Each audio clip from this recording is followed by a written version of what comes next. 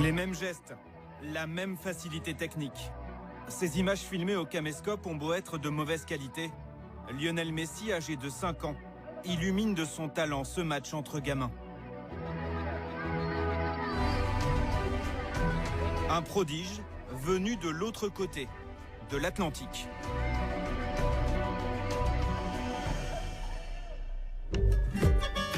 Rosario, le fief du révolutionnaire Che Guevara, la 3e ville d'Argentine à 300 km au nord de Buenos Aires.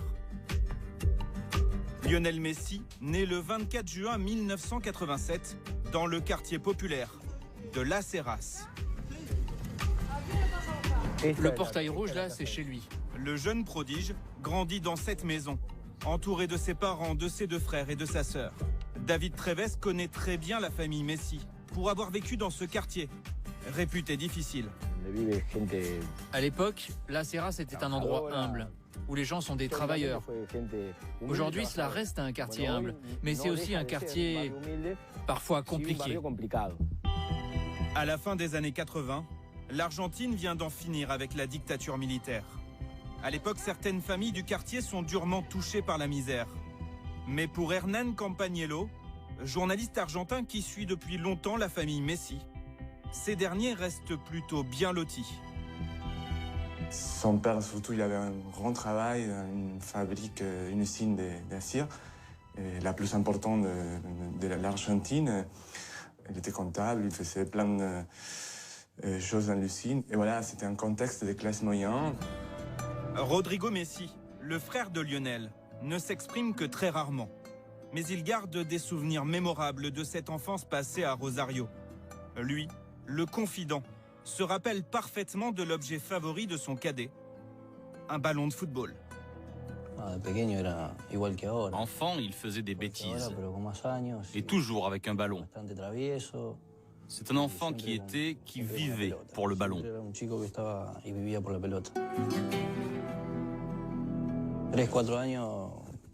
Dès l'âge de 3-4 ans, c'était un enfant qui se révoltait beaucoup. Mais ce qu'on a tout de suite remarqué, c'est qu'il aimait le football.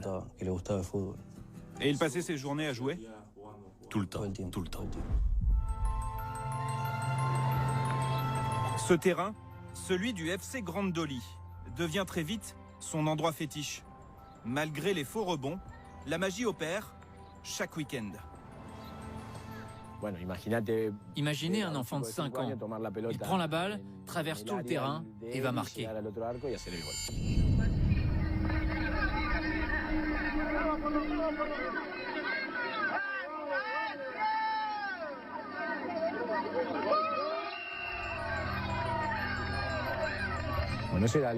Ce n'était pas quelque chose de normal à voir. Les gens ont commencé à s'en rendre compte dans le quartier. Ils disaient, c'est le nouveau Maradona. Il captivait tous les gens du quartier. Pas seulement ceux qui, comme nous, vivions avec lui. Les gens venaient exprès assister au match de sa catégorie. Les gens se divertissaient en le regardant jouer. Le FC Grandoli, puis Central Cordoba. Mais très vite, ces équipes de quartier deviennent trop petites au regard de l'immense talent du jeune Messi. À 10 ans, il intègre le club le plus titré de Rosario. Un club dans lequel a joué la référence absolue, le dieu, Diego Armando Maradona. Au Newell's Boys, son entraîneur chez les jeunes est tout simplement stupéfait par ses qualités. Lorsque vous l'observiez à l'entraînement ou en match, vous compreniez l'étendue de son talent. Tout ce qu'il faisait était si spectaculaire.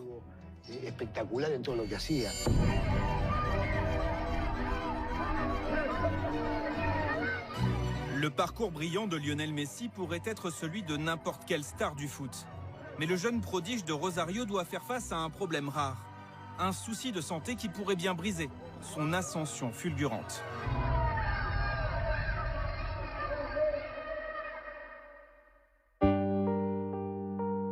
Sur cette photo, il paraît bien plus petit que ses camarades. Et pour cause, sa croissance est très lente, trop lente. Sa famille s'inquiète. Ce n'est pas qu'il était trop petit, mais son développement n'était pas adéquat. Il tardait un peu. Ses parents et son club prennent très au sérieux ce problème. Le jeune Lionel consulte donc un spécialiste, un endocrinologue, le docteur Schwarstein. Il faut trouver les raisons de ce déficit de croissance. Je me souviens qu'à 9 ans, Léo mesurait 1m24, 1m25.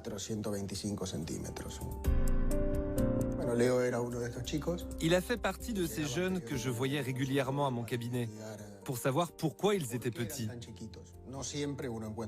Ils n'ont pas tous ce genre de problème. La majorité des consultations se concluent par un diagnostic normal. Tu es petit parce que tu es petit. Mais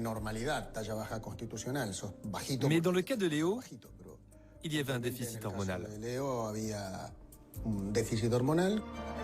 Ce problème peut-il mettre en péril le rêve de Lionel Messi, devenir footballeur professionnel? L'entourage du joueur décide d'agir le plus vite possible. Le traitement consistait à remplacer l'hormone. À ce moment-là, il y a quelques années, on disposait de la même hormone que celle qui lui manquait. Ce traitement se prend de manière quotidienne et sous-cutanée. C'est très facile. Des injections quotidiennes dans les jambes. Un traitement très strict pour un enfant d'une dizaine d'années. Comment Lionel Messi le vit-il? Il ne laisse rien transparaître devant ses proches.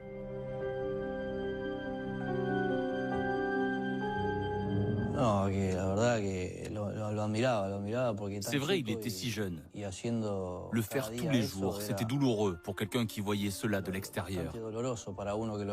Mais à la fin, c'était impressionnant de le voir. Il ne voulait pas que quelqu'un l'aide? Non, lui seul le faisait. Si Lionel Messi n'en parle pas, le protocole qu'il suit scrupuleusement comble son déficit hormonal et lui permet de poursuivre son rêve. Au début du traitement, il a suivi un processus qui s'appelle le catch-up. Ça signifie qu'il va rapidement récupérer sa taille normale, rattraper son retard. Ça dure 1 an et demi et ça a fonctionné. De combien avait-il besoin de grandir? Il a grandi de 45-50 cm grâce à ce processus. Sur les terrains de Rosario, ses soucis de santé ne l'empêchent pas de continuer de briller. Et la rumeur d'un joueur aux qualités exceptionnelles se répand en Argentine, puis en Amérique du Sud, et même de l'autre côté de l'Atlantique, en Europe.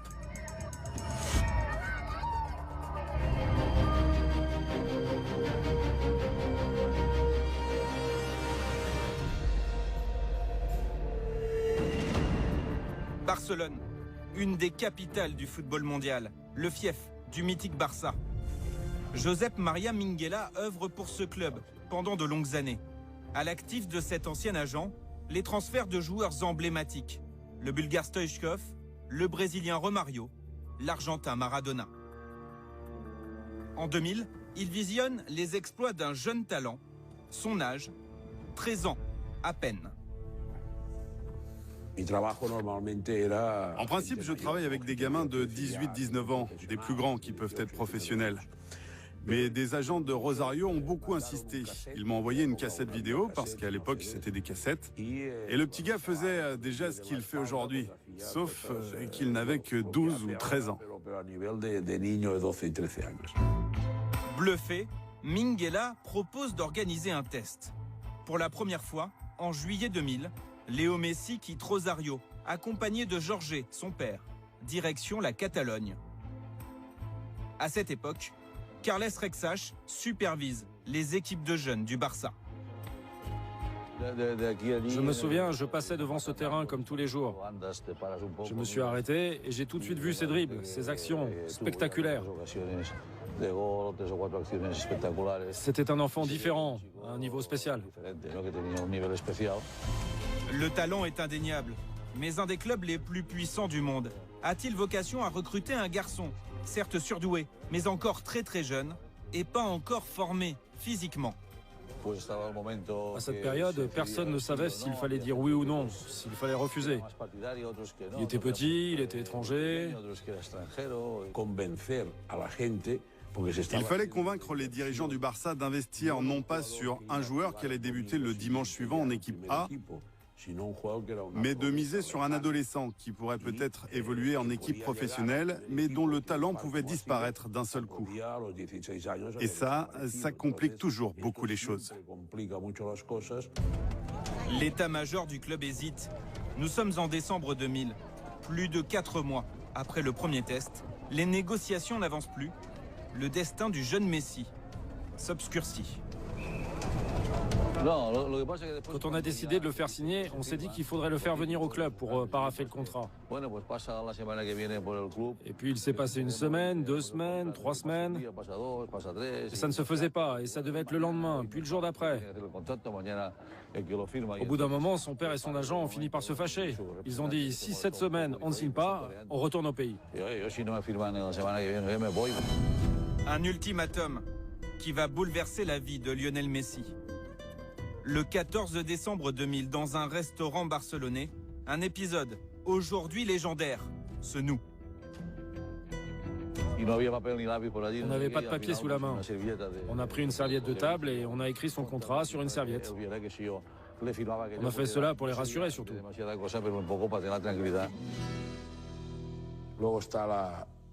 Tenez, regardez, ça c'est ce qu'on a signé la première fois entre la famille Messi, Carles Rexach et moi.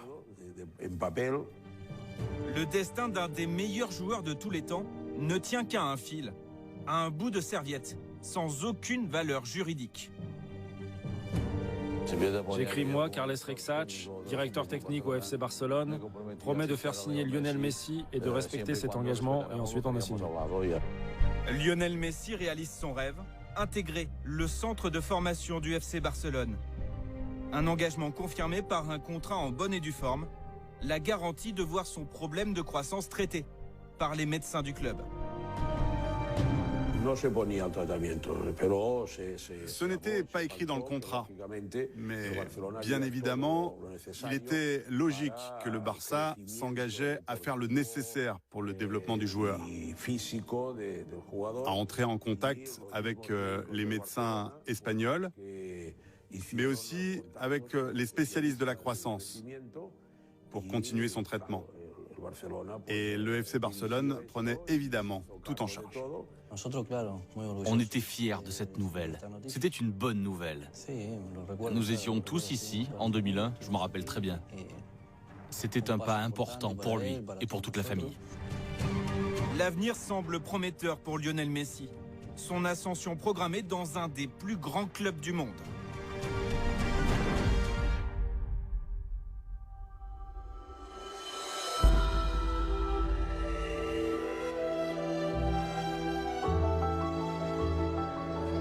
La Masia, à l'ombre du mythique Camp Nou.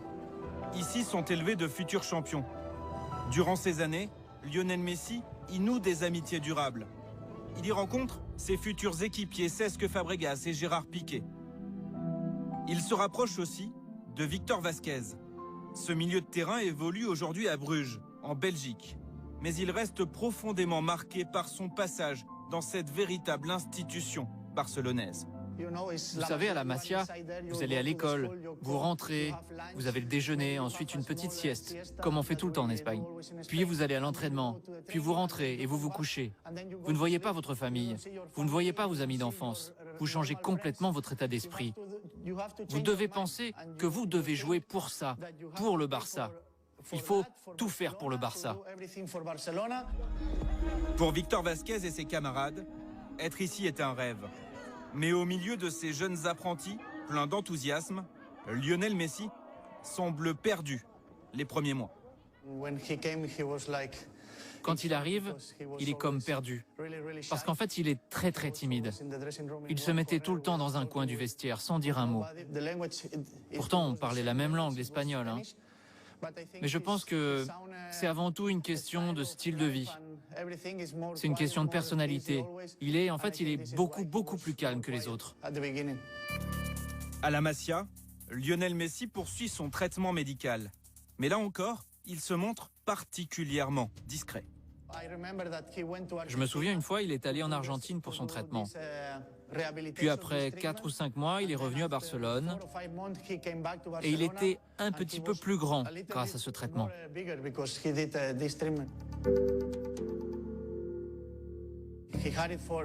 Il le gardait pour lui, pour sa vie privée, parce que c'était très difficile pour lui. J'ai plusieurs fois essayé d'en parler, mais il me répondait « Je ne préfère pas parler de ça, car c'était difficile pour lui, difficile pour sa famille. » Timide, réservé, le jeune Argentin doit apprendre à vivre loin de ses amis et d'une partie de sa famille. Le joueur progresse, l'adolescent se forge un caractère. Il y a toujours des moments difficiles aussi, durant lesquels les enfants ont besoin de leurs parents. Ils souffrent plus que les gens ne le pensent. Le père va et vient entre Barcelone et Rosario. Il est là avec ses 2 frères. Sa maman, elle, reste en Argentine parce qu'elle se sent mieux à Rosario avec le reste de la famille. Mais de temps en temps, elle vient aussi ici, à Barcelone. Mais pour le jeune Messi, ce qui compte par-dessus tout, c'est de gagner le respect sur le terrain. Que ce soit avec un ballon ou ici, avec une orange, ses prouesses techniques en font très vite le leader incontesté. Nous avons fait 4 ou 5 saisons d'affilée sans perdre un match. C'était fou. Nous avons tout gagné. Parfois même, nous gagnions des matchs 20-0, peut-être même 25-0, et Messi marquait 10 buts et moins 5. C'était complètement fou. Avec Piqué et Fabregas, après 2 ou 3 mois, on se disait « Ce gars est incroyable. Il pourra faire ce qu'il veut et c'est sûr, il arrivera en équipe première, à coup sûr. » 77 matchs, 70 buts. De 13 à 17 ans, Lionel Messi survole les catégories de jeunes du FC Barcelone. Il franchit toutes les étapes avec une précocité rarement vue. Sur ces images, il a 17 ans et évolue en équipe réserve, mais les médias l'imaginent bientôt aux côtés des stars Samuel Eto'o ou Ronaldinho.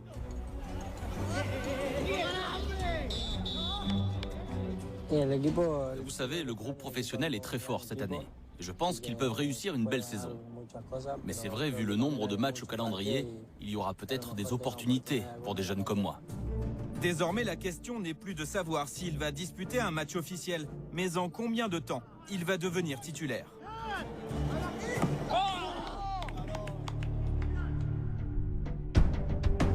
Ludovic Giuli évolue au FC Barcelone de 2004 à 2007. Le Français y soulève notamment la Ligue des Champions.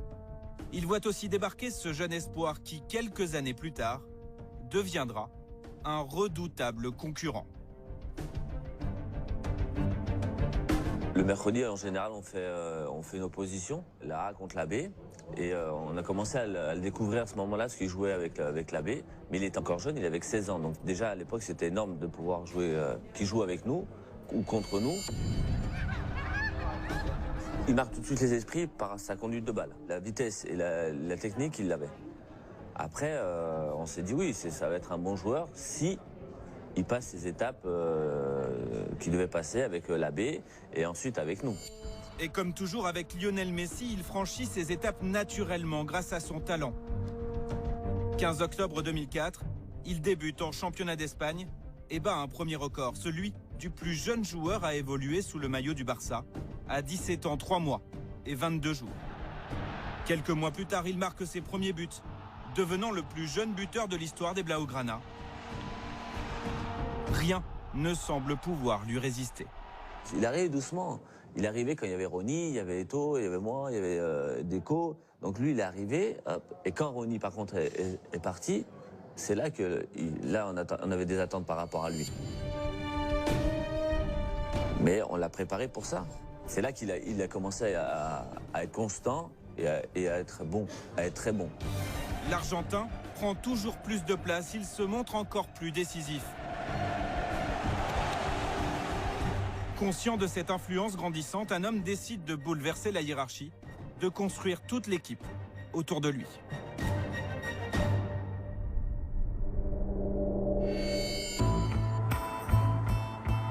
Pep Guardiola est l'ancien capitaine du Barça. Il connaît par cœur les arcanes du club. Avant même son arrivée au poste d'entraîneur en juillet 2008, il noue avec l'attaquant argentin une relation spéciale. Guardiola était toujours proche de lui et il disait « Ok, t'es le meilleur au monde, tu as le droit de faire 2 ou 3 mauvais matchs comme tout le monde et après tu remonteras encore et encore. » Et il poussait toujours Messi. Guardiola croit plus que tout le monde en Lionel Messi. Dans une équipe composée de grands noms comme Thierry Henry ou Samuel Eto'o, vainqueur de la Ligue des Champions 2 ans auparavant, il chamboule tout, les méthodes d'entraînement, comme le leadership. Je pense qu'il a dit à l'équipe « Ok, nous avons Messi. C'est le meilleur joueur au monde maintenant. Nous avons 11 joueurs sur le terrain, mais nous devons tous jouer pour lui parce qu'il fait la différence. » Autour de Messi, Guardiola choisit des joueurs avec un profil bien défini. L'objectif, mettre son attaquant vedette dans les meilleures conditions. Omar Da Fonseca commente la Liga depuis une dizaine d'années. Jouer pour Lionel Messi, cela demande des caractéristiques précises. Il faut surtout avoir une qualité technique de tout ce qui est passe, contrôle, vision. Il faut quelqu'un qui lui fasse du mouvement, qui lui libère un peu les espaces pour que justement lui il ait la liberté de pouvoir dire bon bah j'y vais ou je lui donne. Il lui faut du mouvement et quand il a du mouvement, on voit qu'il réussit des choses incroyables. Une stratégie gagnante. Le Barça domine l'Europe. Lionel Messi est étincelant. Encouragé par les succès, Guardiola n'hésite pas à faire des choix encore plus radicaux. Alexandre Juillard a enquêté de longs mois sur Lionel Messi. Il a écrit avec Sébastien Fest ce livre, un livre dans lequel il décrypte notamment ses relations avec les autres stars du Barça. Plus il a pris de la place sur ce terrain, et plus en fait il a été revendicatif sur les choses qu'il voulait. La cohabitation s'est jamais bien passée avec les grands attaquants. Samuel Eto'o, il paraît que c'était très compliqué. Zlatan Ibrahimovic, là, c'est carrément, ça a été l'exemple type, quoi. Où il est face à une grande gueule, quelqu'un qui est charismatique, donc tout son opposé. Saison 2009-2010. Le FC Barcelone recrute à prix d'or Zlatan Ibrahimovic. Le Suédois attire sur lui les projecteurs et cela, Lionel Messi le vivrait très mal, au point d'avoir une réaction épidermique. Un jour, donc, il est dans le car après un match du FC Barcelone. Zlatan Ibrahimovic est en pleine bourre. Et donc, il sent qu'il perd du terrain. Donc, Lionel Messi décide d'envoyer un texto à son coach, Pep Guardiola, qui est quand même si lui, il est au 8e rang, Pep Guardiola est au 1er rang du bus, donc pas très loin, quoi. Il lui envoie un texto en lui disant, bon, bah, en gros, si jamais on veut plus de moi, bah, autant me le dire gentiment. Et puis moi, je ferai mes valises et je partirai. Un ultimatum à l'effet immédiat. Ça a été la fameuse révolution de Guardiola de décider de déplacer Lionel Messi de l'aile droite ou de l'aile gauche jusqu'au centre et de devenir un faux numéro 9. Et donc, par la même occasion, de virer, quoi, tout simplement, Zlatan Ibrahimovic.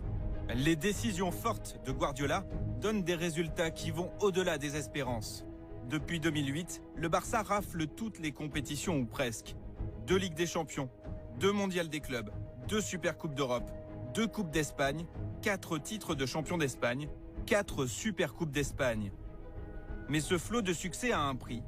Lionel Messi s'expose énormément.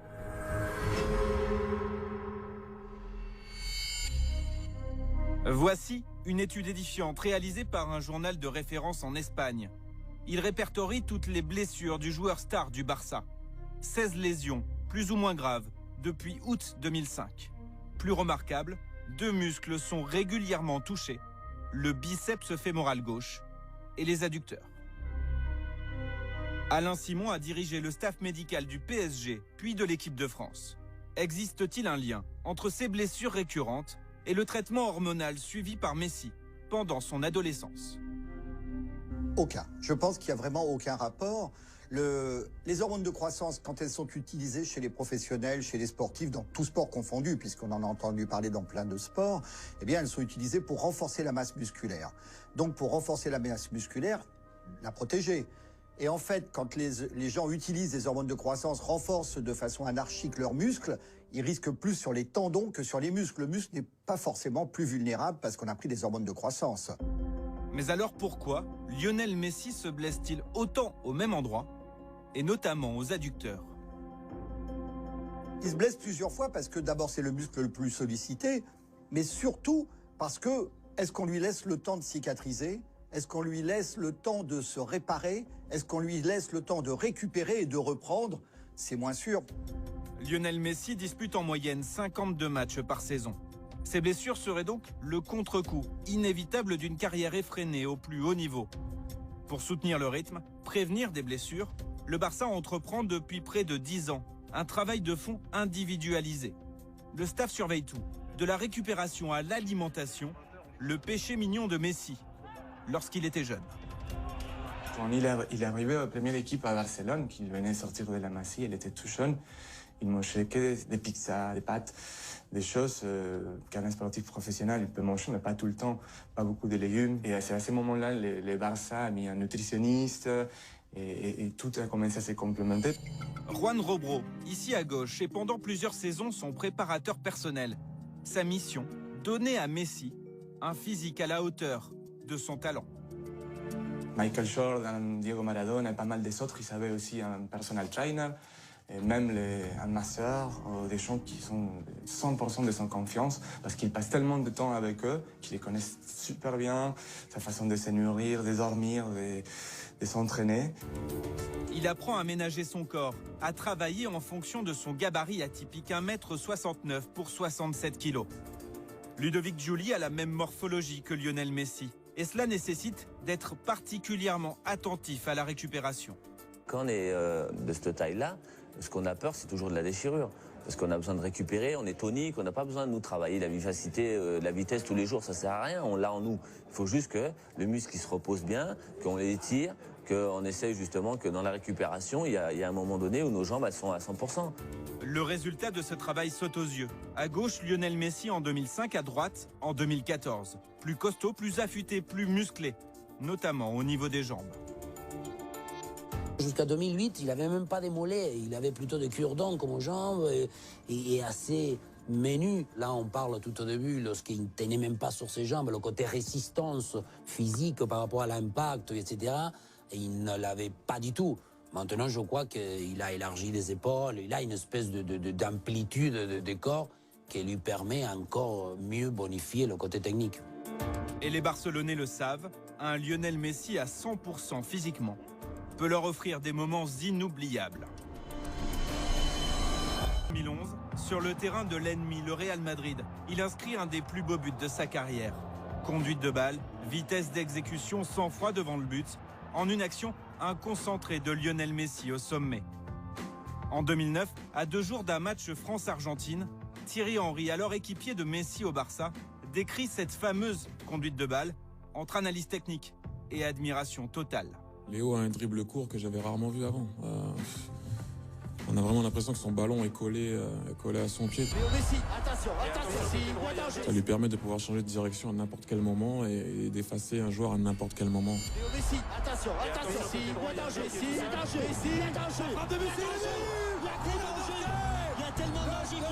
certains évoquent le talent, d'autres n'hésitent pas à aller encore plus loin. Bien sûr, c'est un don, l'assumer, l'exploiter, le dominer, il l'utiliser dans les séances qu'il faut. En plus, je dis de lui tout le temps, il a une espèce de souplesse des chevilles. Il arrive à manier.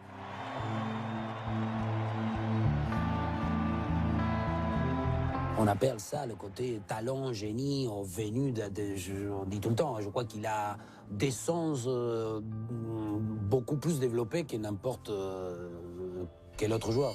Ce qui paraît encore plus fort, c'est que Messi a fait de son point faible sur le papier, sa taille, un véritable atout. Quand on est petit comme nous, on n'a pas le choix. On a la chance d'avoir de la technique et de la vivacité. Et aujourd'hui, la vivacité, on voit que c'est hyper important sur le terrain et on joue avec nos qualités. Nous, on n'a pas demandé d'être petit.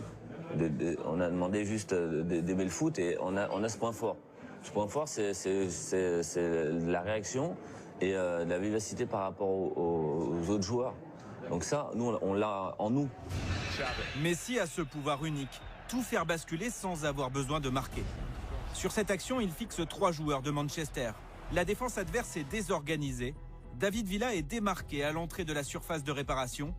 L'attaquant va avoir le temps de contrôler le ballon puis d'ajuster une superbe frappe.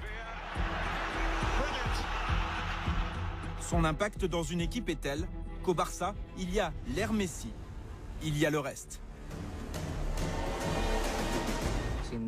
Sans aucun doute. Il y a dans cette équipe une Messi-dépendance. On a bien constaté que c'était un joueur indispensable pour nous. Mais la dépendance vaut aussi dans l'autre sens, car dans l'équipe, on fait tout pour lui faciliter le chemin vers le but. L'analyse d'Andrés Iniesta appelle une question fondamentale. Lionel Messi pourrait-il réussir dans un autre club, dans une autre équipe, qui ne lui serait pas entièrement dévouée? S'il va en Angleterre, je continue à dire que le foot anglais, il est beaucoup moins rigoureux, moins insouciant dans tout ce qui est purement défensif, des stratégies. Les défenseurs, ils rentrent encore. C'est hors de question qu'en Angleterre, un défenseur central qui mesure moins d'1,90 m. C'est presque inadmissible. Qui dit tout ça, il dit une espèce de raideur, une espèce de lenteur pour se retourner. Donc, je dis que si Messi va en Angleterre, il fait un festival. Un immense joueur qui pourrait donc s'adapter à n'importe quel style de jeu, dans n'importe quel championnat. Juge les meilleurs. Je confirme ce que les gens disent, c'est un excellent joueur. Alors oui, encore une fois, ce n'est vraiment que du bonheur de voir un tel prodige sur le terrain. Bien sûr qu'il fait déjà partie de l'histoire du football. Alors oui, il a encore des choses à prouver. Il est très jeune, mais oui, encore une fois, il peut écrire les plus belles pages du football. Les 4 ballons d'or conquis par Lionel Messi résument bien sa place dans l'histoire du football. Un joueur unique. Messi sur le terrain, son talent fait l'unanimité. Sa personnalité reste, et c'est rare pour une star de cette ampleur, extrêmement méconnue.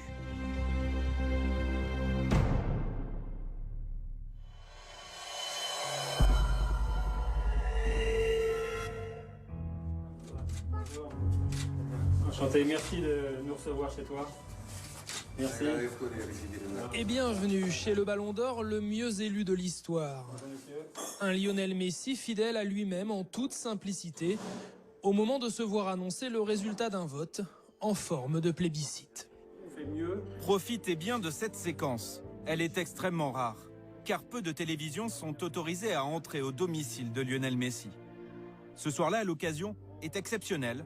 Il remporte son premier Ballon d'Or. Entre boissons gazeuses et toast, sans ostentation, l'Argentin reçoit chez lui quelques membres de la rédaction de France Football et confie sa joie à mots comptés.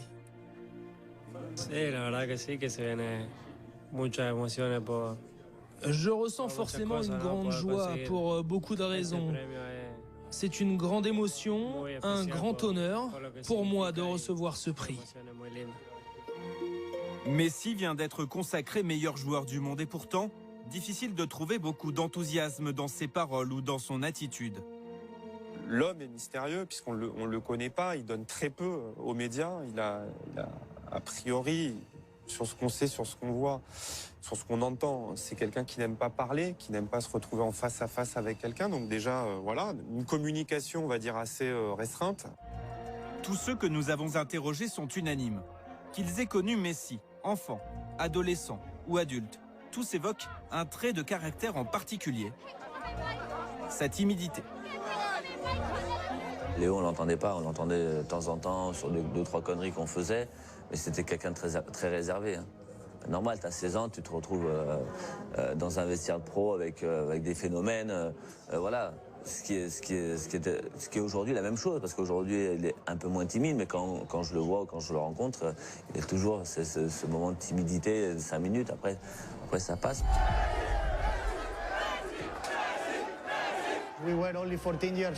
On n'avait que 14 ans. On allait au supermarché pour faire du shopping, on allait faire du bowling avec les amis. Mais comme je vous disais, il était vraiment très discret, il était timide. Il était toujours avec son frère et son père, donc il était vraiment très calme. Bon, ça lui arrivait de sortir parfois avec nous, mais franchement pas beaucoup. Et d'ailleurs, à l'époque, quand il est arrivé à la Masia et qu'il a commencé à jouer à Barcelone, dans la fameuse génération Piqué, Cesc, Fabregas, Piqué a un jour raconté qu'il se demandait s'il était muet ou pas. Donc c'est dire si il faisait profil bas, et ça n'a jamais été quelqu'un de très communicatif. Est-ce dû à ces années passées loin de l'Argentine, à ces moments difficiles vécus pendant l'enfance ou l'adolescence? Lionel Messi se comporte de la même manière qu'il soit à Barcelone ou chez lui, à Rosario. Moi, je le côtoyais tous les 28 décembre. Il fait en Argentine avec les associations, il réunit, etc. Je le côtoyais déjà 2-3 fois. Et c'est là où on s'aperçoit que c'est quelqu'un qui a du mal à pouvoir encore se forger. Vous lui dites s'il pleut, il sort, il va dire peut-être. Je veux dire, c'est quelqu'un qui n'est pas encore déterminé. C'est pas du tout quelqu'un que lorsqu'il rentre dans une chambre, dans une pièce, comme on dit, vous retournez. Si tu le vois, il est toujours, toi, il est à peu près petit, mais il fait encore plus petit. Tu le vois, tu lui dis vas-y prendre une photo, il y va. Toi, c'est un mec pas charismatique. Non, voilà, du tout. Messi l'atypique, un talent immense, mais une aura limitée en dehors du terrain. Dans un vestiaire comme celui du Barça, constitué de caractères bien trempés, force-t-il sa nature en prenant par exemple la parole avant un match? Alors peut-être aujourd'hui il le fait plus parce qu'il a le statut et peut-être qu'il a la confiance et que voilà, il a l'expérience en plus, mais c'est pas quelqu'un c'est pas un aboyeur, c'est pas quelqu'un qui va gueuler tout le temps. Discret dans le secret d'un vestiaire, Lionel Messi l'est aussi dans la vie. Il est une star dont les moindres gestes sont scrutés et pourtant, il parvient à parfaitement préserver son intimité.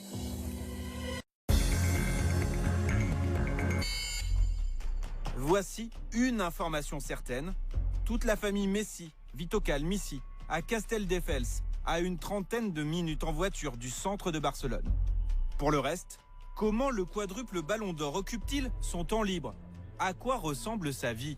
C'est difficile de le dire, il se montre pas, il bouge pas beaucoup, c'est quelqu'un qui dort beaucoup, ça on le sait. Tout le temps avec la famille, mais s'il rentre de l'entraînement, tout le monde est à la table. Midi, soir, toute la famille habite dans le même quartier et on se retrouve, oui, pour déjeuner, pour dîner.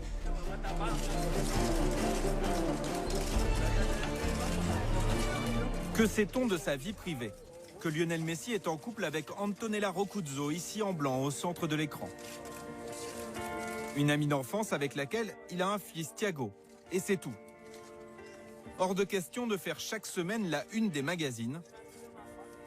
En cherchant bien, nous avons trouvé un article sulfureux. Il date de 2006, évoque une soirée qui serait pleine d'alcool, de sexe et de musique. C'est pas quelqu'un qui va aller sur tous les dance floors de Barcelone, c'est pas quelqu'un qui va aller boire plus que de raison, c'est pas quelqu'un qui va aller se marrer avec ses copains dans une boîte ou dans un bar ou dans un restaurant, c'est quelqu'un de très casanier. L'image de Messi, c'est celle du bon père de famille, concentré sur sa carrière sportive, discret sur sa vie privée. Un personnage sans histoire pour qui la famille est un véritable refuge. Les Messi, un clan, avec un personnage central. Le chef de clan, c'est le père, Jorge Messi. Voilà, c'est lui qui gère tout. Il a toujours voulu le mieux pour son fils. Donc c'est lui qui a toujours vécu avec lui, qui l'a amené à Barcelone. C'est lui qui s'est battu pour que son fils signe un contrat. Un père omniprésent, tout comme Rodrigo, le grand frère de Lionel. Et cela dure depuis 14 ans, depuis ses premiers pas chez les jeunes du FC Barcelone. Son père et son frère étaient toujours là à l'entraînement. Ils étaient toujours avec lui. Ils l'accompagnaient à l'entraînement parce qu'il était toujours tout seul. Je me souviens aussi qu'il venait toujours à l'école avec son frère et son père. C'est une relation assez fusionnelle. Et son père, il est partout, même dans les entraînements, dans les matchs. Il voyage parfois avec l'équipe. Il est en contact direct tout le temps, lui, ses frères. On le voit avec la fondation Messi, petite implication dans les réseaux sociaux pour essayer de montrer la vie qu'il y a Messi. Son père, il est toujours à côté. Ses parents, ses frères, sa sœur ne se contentent pas de le soutenir les soirs de match.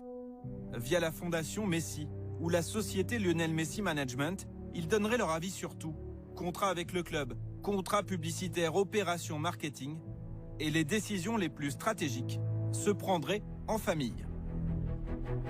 Ça se débat à la table. Donc il mange les pâtes, les choses, les milanesas qui fait sa mère. Et c'est eux qui sont les bois et même les votes sur ce qu'il va décider et qui va faire Messi. Donc c'est très très important et Messi il les écoute et il a une confiance aveugle. Avant, on fonctionnait comme ça. On pouvait comprendre à l'époque des stars de foot des années 80 en Amérique latine qui avaient les mêmes fonctionnements. Maintenant, tout est beaucoup plus professionnel. Si on doit signer un contrat, on embauche un comptable. On les paye 3, 5, 7, 10%. Si on doit faire un contrat, on a un avocat. Est-ce la peur des mauvaises influences? Lionel Messi est-il surprotégé par sa famille, et notamment son père? Je pense pas que c'est. Il a pas forcément envie de tirer la couverture à lui, mais il a surtout pas envie de donner de l'argent aux autres. En fait, d'avoir l'impression que c'est grâce aux autres. Quoi. Pour lui, c'est son fils. Quoi. Je pense qu'il vénère son fils. Hein. Je pense que vraiment ça, c'est. Il idolâtre son fils comme son fils idolâtre son père. Un mode de gestion familiale assez atypique. Une image moins bling-bling, plus discrète qu'un Cristiano Ronaldo. Une stratégie qui porte ses fruits.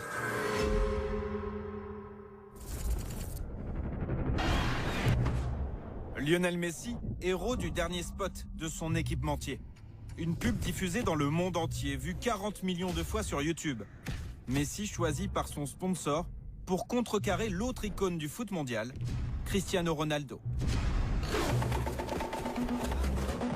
En 2013, en termes de contrat publicitaire, l'Argentin serait devenu la référence mondiale devant David Beckham. Il ferait mieux que son rival sportif, le Portugais Cristiano Ronaldo, avec 26 millions de revenus. Presque une surprise. On se rend compte qu'aussi son image est beaucoup plus... voilà, c'est quelque chose de plus sérieux sur des grosses marques qui peuvent communiquer partout à travers la planète. Je pense qu'il est quand même au même niveau que Cristiano Ronaldo. Vincent Chaudel est un spécialiste du marketing sportif. Sur le long terme, Messi, l'anti-héros, peut-il devenir une marque plus forte que Cristiano Ronaldo, son physique avantageux, ses déclarations tapageuses? Cristiano Ronaldo soigne cette dimension marketing depuis bien plus longtemps que Messi et qu'il a occupé un territoire qui sera difficile pour Messi d'aller chercher parce que s'il veut juste aller chercher entre guillemets le territoire de l'excellence, Cristiano Ronaldo peut rivaliser. Alors, est-ce qu'il aura le même sex symbole que Cristiano Ronaldo pour les jeunes, tant en Asie qu'en Europe qu'en Amérique? Ça risque d'être un peu compliqué. L'image marketing de Lionel Messi tend à se développer, à séduire un public encore plus large. Et pourtant, un épisode récent est venu écorner sa réputation. Un scandale assez inattendu qui a fait très grand bruit en Espagne et remis en cause son intégrité et celle de son entourage.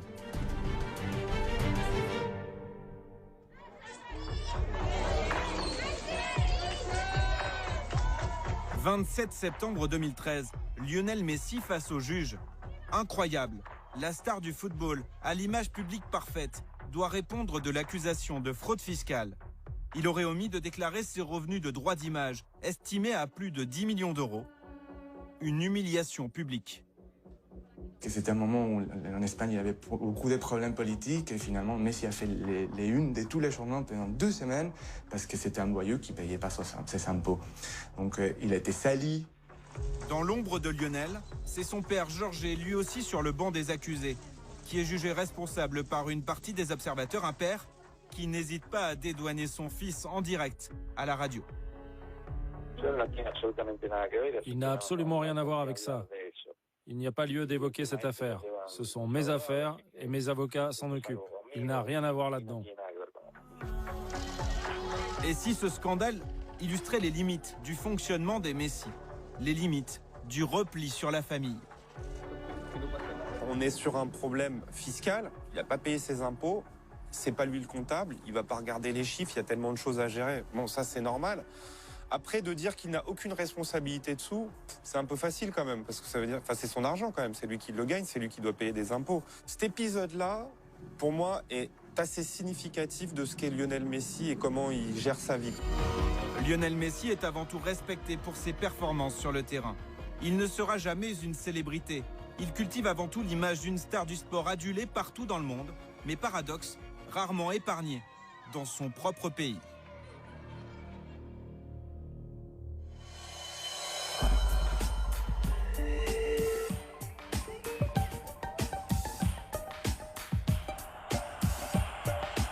Un accueil digne de champion du monde. Nous sommes au lendemain de la finale du dernier mondial. Malgré la défaite 1-0 face à l'Allemagne, les joueurs argentins ont gagné le respect de tout un pays. Messi, capitaine d'une équipe vaincue, mais fantastique pour la presse argentine, et honoré par la présidente de la République. Je voulais vraiment ramener la Coupe du Monde ici et en faire profiter tout le monde. On a tout fait pour, on a tout donné, mais ça n'a pas suffi. Malgré la défaite, je crois qu'on a rendu tout le pays heureux. Une Coupe du Monde en forme de revanche. Avant les unes élogieuses, le chemin a été long pour Lionel Messi, son histoire très tumultueuse, sous le maillot bleu et blanc.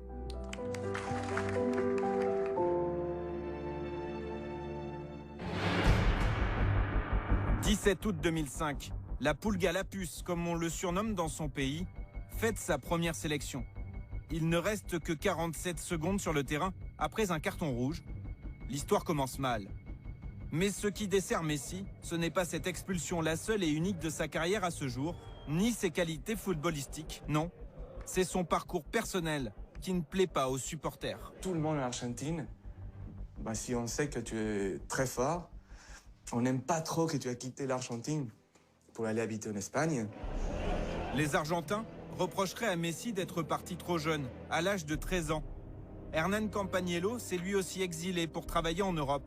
Le regard serait parfois acerbe vis-à-vis des expatriés. Et dès qu'on rentre en Argentine, on ne regarde pas de la même façon. On pense que nous, on est des Européens, qu'on a beaucoup d'argent, qu'ici tout est facile. Donc voilà, de toute façon, tu n'es pas ici pour savoir comment ça se passe. Donc il y a toujours une méfiance, mais aussi, on n'est pas égal. C'est un reproche? C'est un reproche avec beaucoup de rancœur aussi, ouais. Lionel Messi a forgé sa légende à Barcelone à des milliers de kilomètres de Buenos Aires. Gagner le cœur des supporters représente, dès ses débuts, un immense défi. Souvent, en fait, les joueurs de sélection argentine, ils ont toujours pour eux d'avoir joué pour un club argentin. Donc, le mec qui a joué à River Plate, le mec qui a joué à Boca Juniors. Et donc, ils ont un soutien d'une certaine frange de la population ou de certains supporters. Lionel Messi, lui, quand il arrive en équipe d'Argentine, déjà, on se demande s'il est argentin, s'il est espagnol, qu'est-ce qui lui a pris dans sa tête d'aller partir en Espagne, alors qu'en Argentine, on forme très bien les joueurs. Enfin, il y a déjà du scepticisme assez important. Lionel Messi a-t-il conscience de ce décalage avec son pays? Nous sommes en 2006 et il tente d'arrondir les angles. Je me sens argentin, mais c'est vrai que je dois beaucoup à la Catalogne et au Barça qui m'ont accueilli. Outre le simple éloignement géographique, il existerait un autre décalage entre Messi et l'Argentine, la mentalité. C'est pas une grande gueule comme tous les Argentins. La plupart d'Argentins, on est des descendances gestuelles, vocales, etc. Avec une espèce de aura et des certitudes très bêtes. Lui, c'est pas ça. Lui, c'est quelqu'un d'encore, oui, trop calme. Si on attend de Messi le côté rageur, le côté chiffonnier, et c'est pas lui. Mais le football sud-américain réclame d'autres vertus moins techniques, plus physiques et mentales. Quand on fait des éliminatoires, une Copa América, quand on va jouer en Bolivie, en Équateur, on se fait rentrer dans la gueule, les stades, la pelouse, elle n'est pas toujours bien. Voilà, il a fallu aussi qu'il s'adapte à ce football-là, qu'il le découvre, puisqu'il ne le connaissait pas. Une approche du football plus européenne que sud-américaine. Une carrière menée depuis plus de 13 ans en Espagne. Voilà ce qui a longtemps porté préjudice à Lionel Messi. Mais le Barcelonais est aussi la victime indirecte d'un autre joueur, un autre numéro 10, le dieu des Argentins.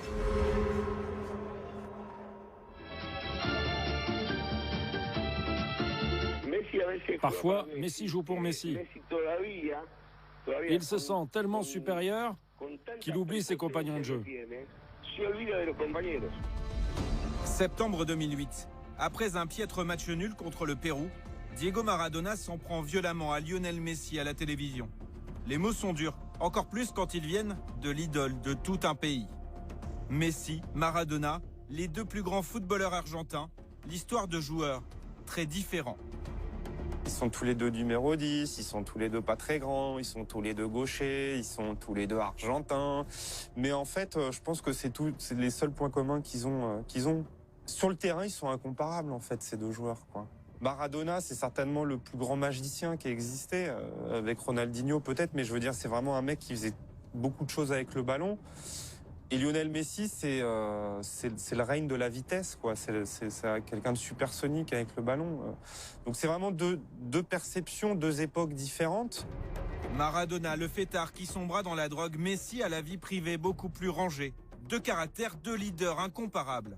Disons que Maradona, c'était un magnifique, j'ai joué avec lui et tout, c'est un mec qui faisait ce qui tue, un truc de fou. Il avait ce qu'il faut rajouter dans le foot, le côté athlétique. Maradona, vous pouviez le mettre comme aventurier dans une équipe. Maradona, il pouvait aller dos au but, même s'il n'était pas non plus très grand. Tout ce qui est contact, friction dans le jeu des corps à corps, du dos, machin, Maradona, je dis pas qu'il aime ça, mais ça ne le gêne pas. Alors que Messi, du tout. Messi, c'est pas quelqu'un, si vous lui soufflez trop dans la nuque, dans les oreilles, lui, il aime aller face à face pour éliminer, pour te provoquer, mais en partant face à l'adversaire, etc.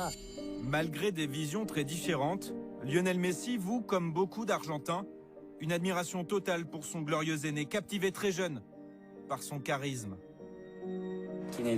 Dieu, c'est Maradona. Non, on ne peut vraiment pas me comparer à lui, il est unique. Même si le football a changé, Maradona était et restera le meilleur joueur du monde. Deux stars si opposées, avec un orgueil de champion, peuvent-elles s'entendre? Pendant près de 2 ans, de 2008 à 2010, ils se côtoient en sélection. Messi en est la star montante et Maradona, l'imposant entraîneur. C'était un peu difficile, comme toujours avec Diego, la relation entre Messi et Maradona, parce que au début de son travail comme entraîneur de l'équipe argentine, Maradona, il voulait garder le centre de la scène. Et il disait que c'était pour absorber un peu la pression des joueurs, mais finalement, il a fait plus petit les joueurs, donc tout le monde avait peur, surtout qu'il a appelé 110 joueurs dans un an. Comment on peut savoir à qui on va faire la passe les prochains matchs? Donc Messi, il ne se sentait pas protégé et Messi, on a besoin de lui donner des câlins tout le temps, avec des gestes, mais avec des mots, et les faire sentir importants. Dans le secret du vestiaire, Maradona tente de bousculer le naturel réservé de Messi. Pour lui, le football, c'est avant tout une question de motivation. Donc il devait mettre des taquets à Lionel Messi en lui disant on y va et tout ça. En plus, il a fait, moi je pense, une erreur assez grave, Diego Maradona, c'est qu'il lui a donné le brassard de capitaine et il n'était pas prêt à prendre le brassard de capitaine à ce moment-là, en 2010, avec la génération argentine qui avait. Et je pense que ça l'a vraiment mis très très mal à l'aise, Lionel Messi. D'ailleurs, il y a beaucoup de gens qui racontent que de temps en temps, Maradona essayait de le mettre en avant dans le vestiaire, faire un discours un peu de haranguer ses coéquipiers avant le match. Et il paraît qu'il était tétanisé devant ça. Il y a des choses dans un comportement, dans une personnalité qu'on ne peut pas acheter dans un supermarché. Moi, je ne crois pas qu'on puisse se prendre des 300 grammes de caractère, des 200 grammes des coucougnettes, des rages. Je n'y crois pas à ça. On peut toujours essayer de dire « oui, ça sera bien que j'ai mon caractère », c'est forcé à. Mais encore une fois, dans le sport, je vois que lorsqu'on force quelque chose, on dénature.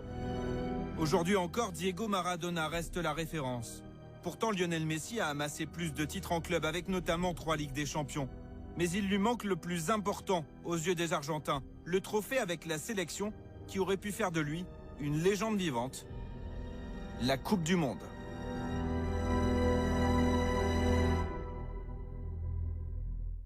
Tout le pays compte sur un homme. Un quadruple ballon d'or, déjà 4 fois buteur dans la compétition. Un Messi qui se verrait bien dans le rôle du sauveur, lui qui n'a encore rien gagné avec les ciels et bleus. Nous sommes au mois de juillet 2014 et l'Argentine se prend à rêver. Les supporters imaginent déjà un nouveau sacre mondial, après ceux de 1978 et 1986.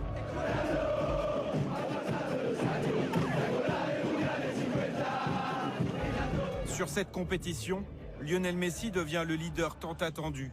4 buts, une passe décisive, un capitaine presque aussi à l'aise qu'au FC Barcelone.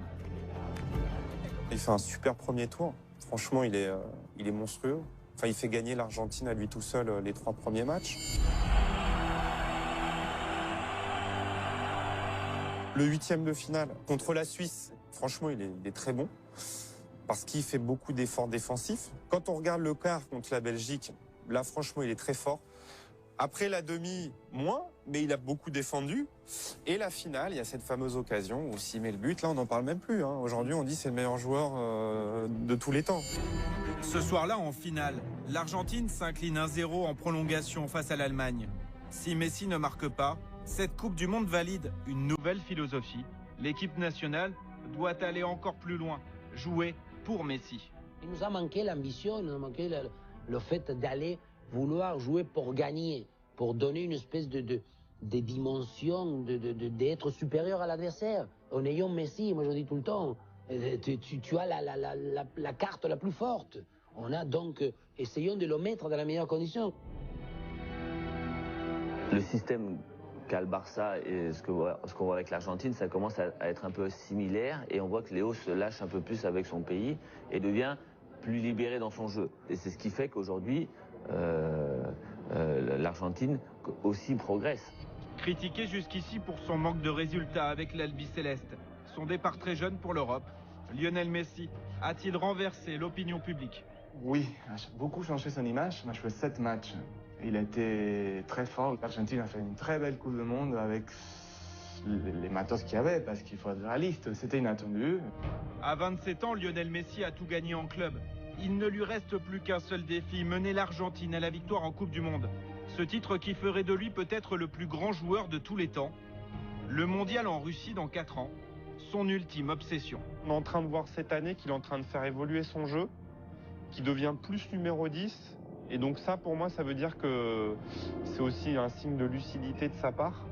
C'est de se dire, il a plus 20 ans, donc il sait qu'il va perdre de la vitesse, de l'explosivité et tout ça. Il a assimilé le côté et devenir un peu plus meneur, un peu plus passeur, un peu moins dans l'expression de l'action individuelle. Lionel Messi, c'est pas que de la vitesse, quoi. Et là, on va découvrir un nouveau Messi. Pour moi, on en a pour encore 4 ans. Moi, je le vois bien aller encore 4 ans, et puis dans 4 ans, ça va se terminer.